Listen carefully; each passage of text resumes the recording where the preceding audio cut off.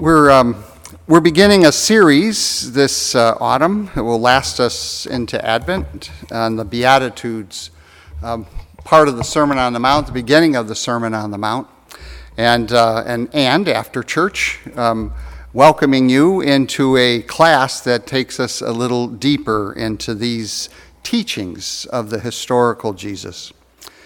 So when I was about 8 years old, my mom bought a big white couch that is similar to what you see in front of you.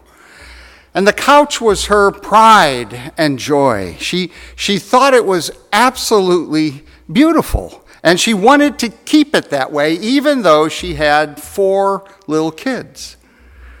And so what she did is she wrapped it in a kind of bubble wrap, this plastic stuff, and making it utterly unusable, especially in a hot, sticky, humid Chicagoland summer.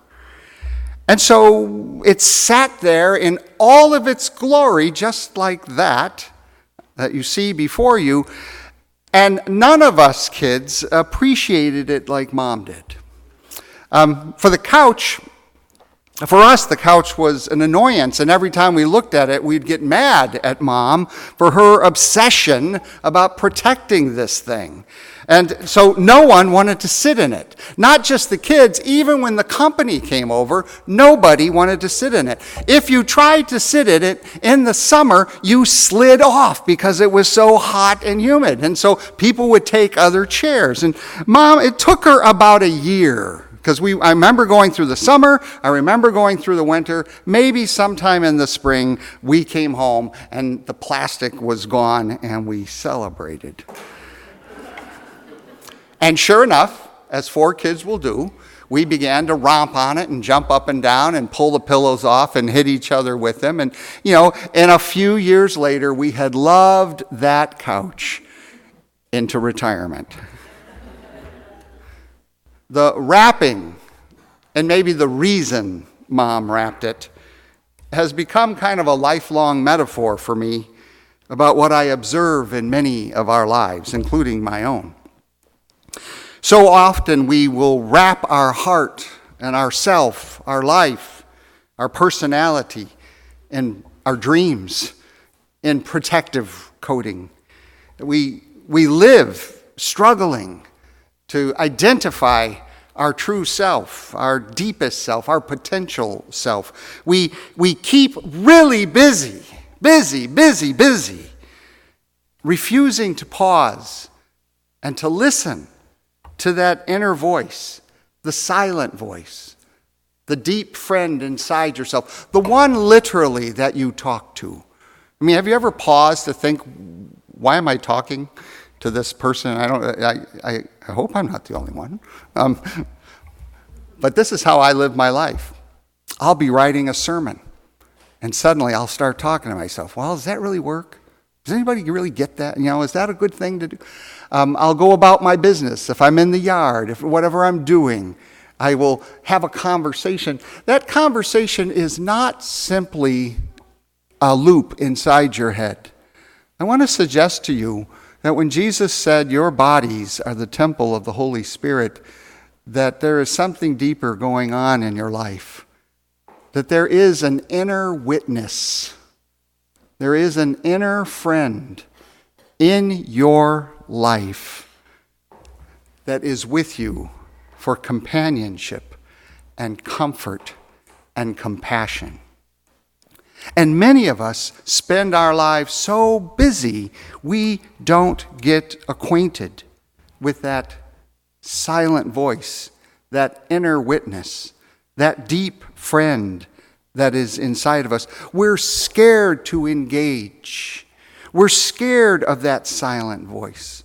We're scared of what it might say and what it might reveal. We're afraid that it might sound like all of those outside voices that critique us and evaluate us and judge us and reject us and disapprove of us. So we wrap around our own heart this coating, protective coating, to protect ourselves. But in protecting ourselves, No one can come in and actually play. No one can come in and probe with us this incredible mystery that is our life. Who am I? What am I all about? Where am I going? We protect ourselves, but the consequence is that we suffer intense loneliness. Just one quick story. I shared this a few weeks ago, but one quick story that I learned from my mom. Nobody ever knew her. I'm not sure she ever knew herself. She would not go there. Every conversation was surface level. I don't blame my mom for this, but it makes me realize she didn't know how. She didn't know how to get inside of herself. And I don't think she ever discovered herself in the years that she lived. And she's not the only person I've met that way. We wind up becoming very small in our life, and our self becomes more mist than solid. And so what we usually do is we rush around, not only in busyness, but we rush around trying to find amusements and distractions, anything to avoid the silence of going inside. This is poverty of spirit. When the crowds swarmed around Jesus, they came because they were hungry for hope and they were hungry for healing. And yes, some of them were maimed and some were outcast and some were ridiculed. Some were full of disease. Some were possessed by addictions and demons that they couldn't control. But not all of them were. I would dare say that most of the people who came to Jesus were very similar to us. Most of them had problems that were centered around relationships, in marriage, or with friends, or with family, or with themselves, or problems at work. Like us, most of them felt overwhelmed in life, exhausted, felt that life was much too harsh and too relentless and too unfair. And like most of them would come to Jesus with this inner storm, this inner restlessness and turmoil, the good that they wanted to do with their life, they kept finding they actually couldn't pull it off. And the very evil that they would judge in others and would discuss them in others, they found themselves not only capable of, but actually doing. This hypocrisy that so many of us struggle with in our life. Like us, they had issues of self-worth, not quite believing that they were lovable and good enough. Like us, they were mired in their resentments and bitterness and unforgiving spirit. They lived on top of a volcano that was almost always ready to explode. They wrestled with their own arrogance and jealousy and selfishness.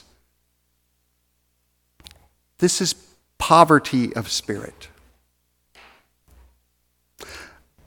Like the crowds that swarm Jesus, we who gather here today also come with some hungers for hope and for healing. We also want our inner turmoil calmed, just like Jesus calmed the stormy seas. We want our broken relationships healed, even though we might not know how to do that. We want to take that protective coating off our heart. We want to live a life that is outward, is trusting rather than suspicious of others. And even here right now today, we're hoping that Jesus is in this place. We're hoping that maybe this church, look around at each other, will you hold my heart? Will you encourage my dreams? Will you help me hear the inner voice, my deepest self inside?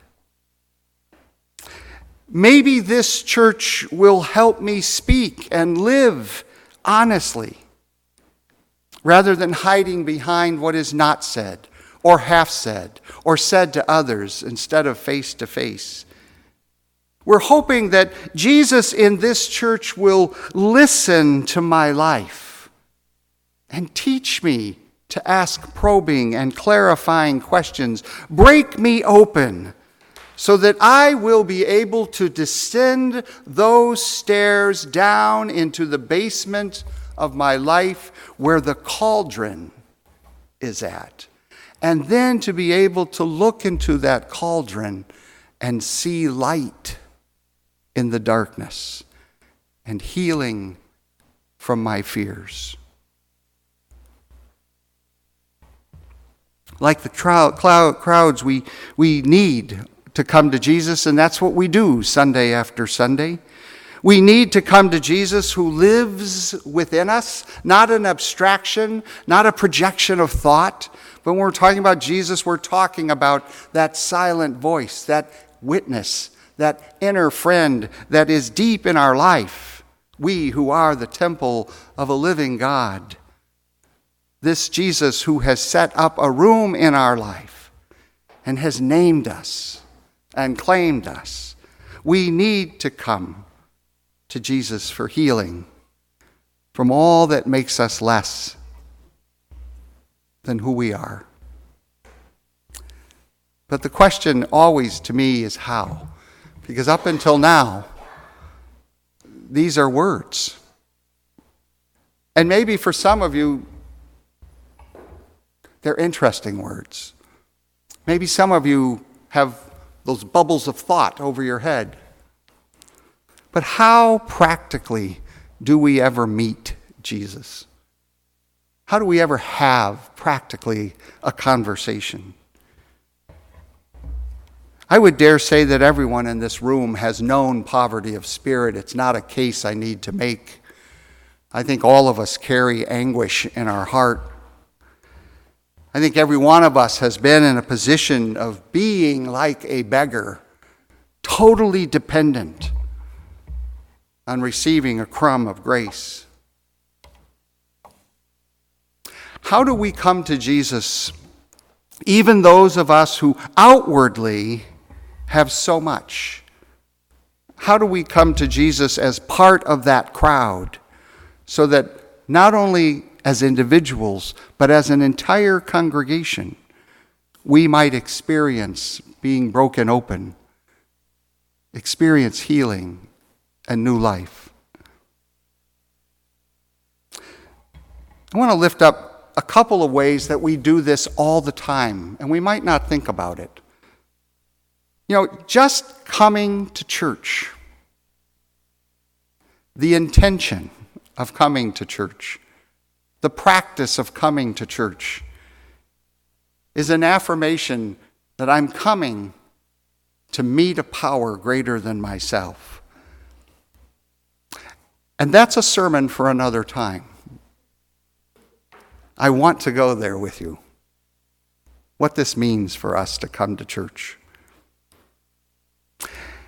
And we do, in fact, come to church or come to Jesus every single time we consent and affirm that in receiving Eucharist, we, like Mary, are opening ourselves to the possibility that God is present, not to observe us, but to enter us, to be in solidarity and companionship in our life. But that's a sermon for Advent. And we also come to Jesus anytime we make ourselves available for the last and the least and the lost, however you want to define that, whether you're talking about material poverty or emotional brokenness. By the time we show up in situations of crisis, Jesus is already present. But that's a different teaching as well. Today I want to lift up coming to Jesus simply as part of your everyday routine, your daily life, because I kind of think it begins there. Prayer, like the Eucharist, is all about intention and consent. We take a time out. That's the intention. We take a time out from our busy, busy life to simply sit and listen. Prayer is about contact with that inner friend, that witness inside ourselves. St. Francis once said, preach the gospel everywhere and always, and if necessary, use words. That inner friend, that witness within, that descent into your basement does not speak in a language of words. It speaks heart to heart, which is why I really can't preach about it. I just want us to try it. And so I want to share a practice with you that's proven useful in my life. And like you, I'm no master of prayer. I'm a stumbler. It requires effort. But I want us to do something together in terms of prayer. And so, and I think many of you might have already experienced this, but find a posture in the pew there where you're comfortable. And I would encourage for you to put your hands in your lap and to put them palms upward as if you were going to receive a gift. And you might close your eyes, and if you find that helpful, or you might just look at an icon or perhaps at the tree out there. And the point of looking is to fixate and to really fall into trance. That's what you're really doing. You start simply by breathing, like I shared with the kids, in and out. Breath is life. And God is in the breath, your breath. And as you breathe in and out, some folks find that saying a sacred word, a name, the name Jesus, for example, the name Yahweh, for example, to chant that over and over, they find that helpful because you're chanting a name or a word without content. You're not thinking about the content. What a breath prayer is doing is emptying your mind of its busyness. That's all this prayer is. It is a way to find calm waters. That's all it is. Breathing in and breathing out. And when thoughts come to you, and they will, because whenever you try not to think a thought, 1,000,000 of them are going to show up. And so all you do in a breath prayer is you notice the thought, and that's where the word comes into play. Some people find going back to that word helps them. Some find the icon, the trees, helpful. Because the only goal is to sit and breathe in and out. That's the only thing we're doing, just breathing. And I want us to try that for 3 minutes. All you're doing is breathing.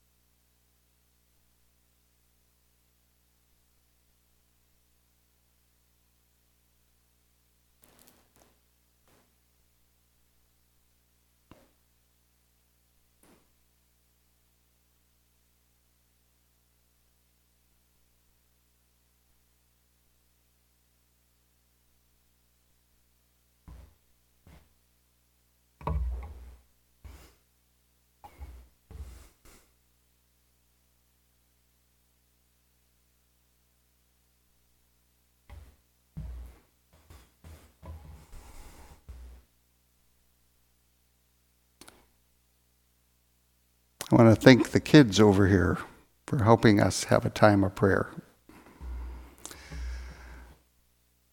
I want to challenge you to do this very simple breath prayer throughout this week. This is simply a prayer of introduction. This is a beginner's prayer. There is nothing more to it than breathing in and breathing out to calm yourself so that you can then move into contemplation. But you can't get into contemplation without a calmed mind. If you are anything at all like me, your mind is a buzz hive of activity. And the more you try to center, to be quiet, the crazier your mind gets. For some of you, 3 minutes would have been a really long time. You cannot hear the voice of God if it's your own voice. We teach contemplation, we teach breath prayer so that we can get to a place where we can hear a power greater than ourselves. Just like you have to experience your own emptiness, your own poverty, your own pain, and your own heartbreak and anguish and your own vulnerability before you experience contact with God. Because prayer is about emptying yourself. It is about being a beggar in need of a crumb of grace. Because if you come to God with your strength and your power, if you come strutting, if you come thinking that you are on equal terms, all you see and all you hear is yourself. It's a lesson in self-deception. Just like it would be in your friendships or in your marriage, if you don't learn to listen to the other. Prayer is identical. How do we hear the silent voice of God? God makes the arrogant wait, but stumblers and the lame and the pure of heart, they actually make contact. And here's the catch. Every experience with God, not your projection of God, every experience with God will change your life.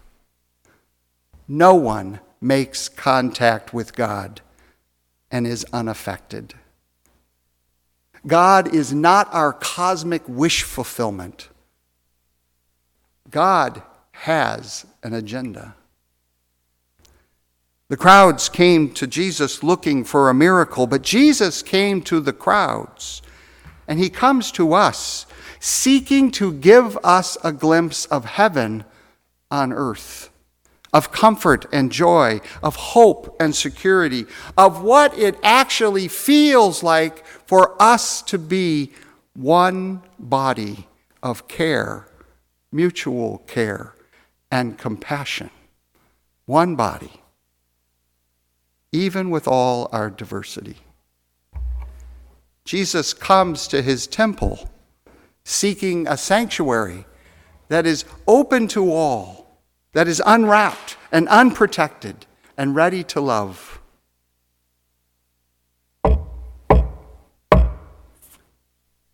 Every day there is a knock on the door of your heart.